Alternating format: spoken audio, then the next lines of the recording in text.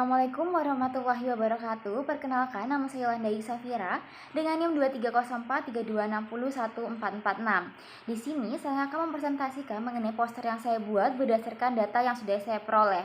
Di sini saya menggunakan 4 data, di mana 1 untuk menjadi Y dan 3 lainnya menjadi X.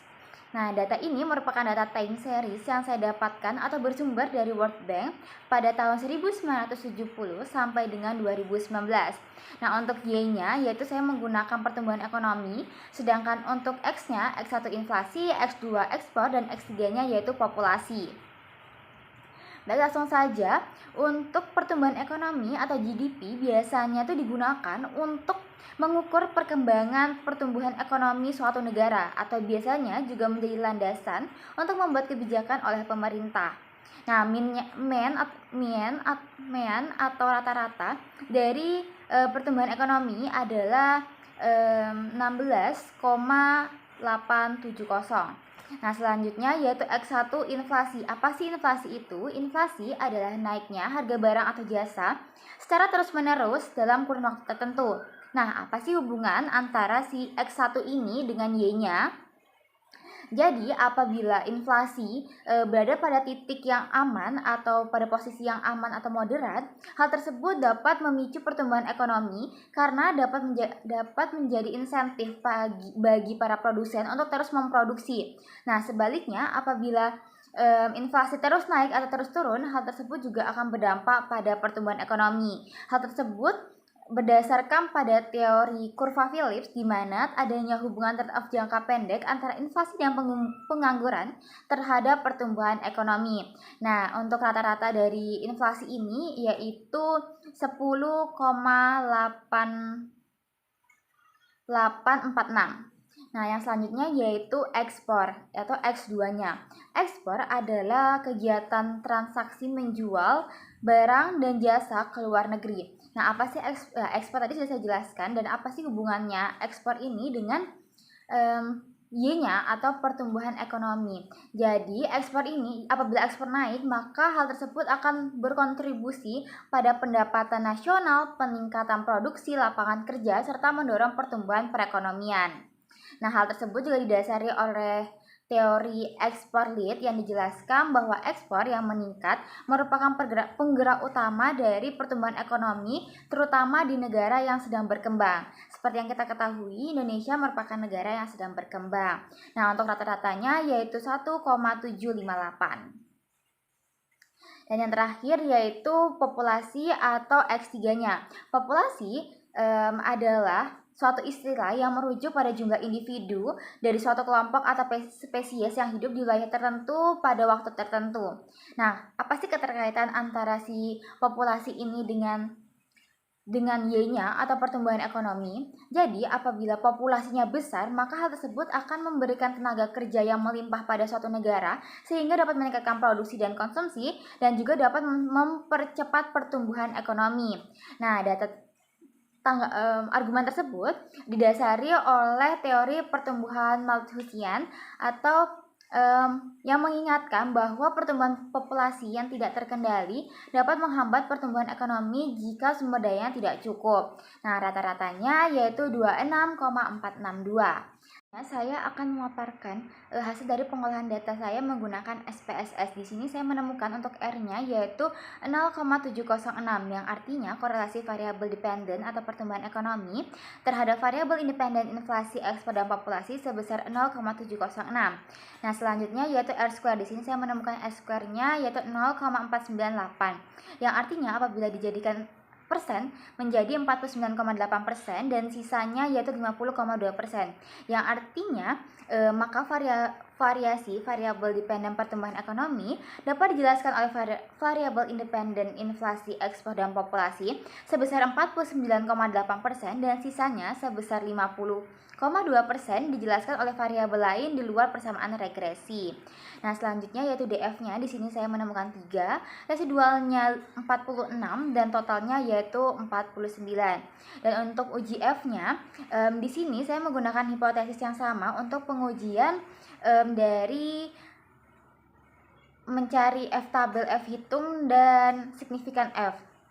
Di sini untuk H0-nya, inflasi ekspor dan populasi berpengaruh signifikan secara serentak terhadap pertumbuhan ekonomi, dan untuk H1-nya, inflasi ekspor dan populasi berpengaruh signifikan serentak terhadap pertumbuhan ekonomi.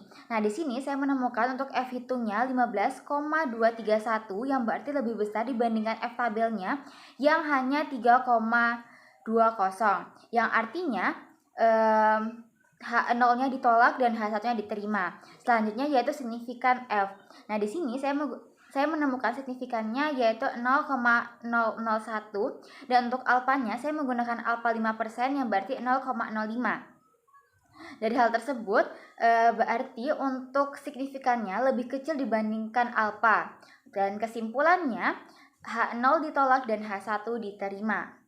Selanjutnya yaitu Y-hat atau persamaan regresi. Nah, di sini Y-hat atau sama dengan B0 ditambah B1 X1 ditambah B2 X2 ditambah B3 X3 plus error.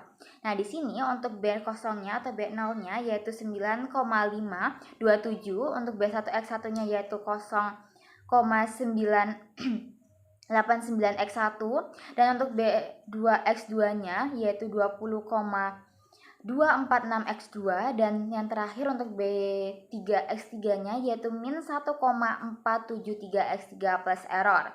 Nah, di sini B kosongnya jika tidak ada X yang mempengaruhi Y, maka Y adalah 9,527,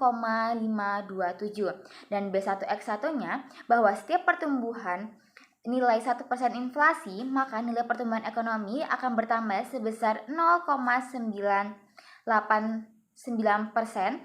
Koefisien regresi tersebut positif. Dan untuk B2X2-nya di sini bahwa setiap pertumbuhan nilai 1% ekspor, maka nilai pertumbuhan ekonomi bertambah sebesar 20,246%. Koefisien regresi tersebut positif. Dan yang terakhir B3X3-nya bahwa setiap pertambahan nilai 1% populasi, maka nilai pertumbuhan ekonomi berkurang sebesar 1,473%. Koefisien regresi tersebut negatif. Selanjutnya yaitu uji T. Di sini saya akan membagi menjadi 3, yaitu uji T untuk X1 inflasi, X2 ekspor, dan X3-nya populasi. Yang pertama yaitu uji T untuk inflasi. Di sini saya ada menguji untuk T hitung dan T tabelnya, lalu signifikan T-nya. Dan di sini saya juga menggunakan hipotesis yang sama untuk hasil dari mencari T hitung T tabel dan juga signifikan T, di mana H0 inflasi berpengaruh tidak signifikan terhadap pertumbuhan ekonomi, dan H1-nya inflasi berpengaruh secara signifikan terhadap pertumbuhan ekonomi. Nah, di sini saya mendapatkan untuk T hitungnya yaitu 2,499, yang berarti lebih besar dibandingkan dengan T tabelnya yang hanya 1,677, yang berarti kesimpulannya H0 ditolak dan H1-nya diterima. Dan untuk signifikan T-nya saya menemukan 0,0616, yang berarti lebih kecil dibandingkan dengan alfanya yang saya gunakan di sini yaitu alfa 5% atau 0,05, yang berarti H0-nya ditolak dan H1-nya diterima. Selanjutnya yaitu uji nilai T untuk X2 atau ekspor. Nah, seperti X1 tadi, hipotesisnya saya sama.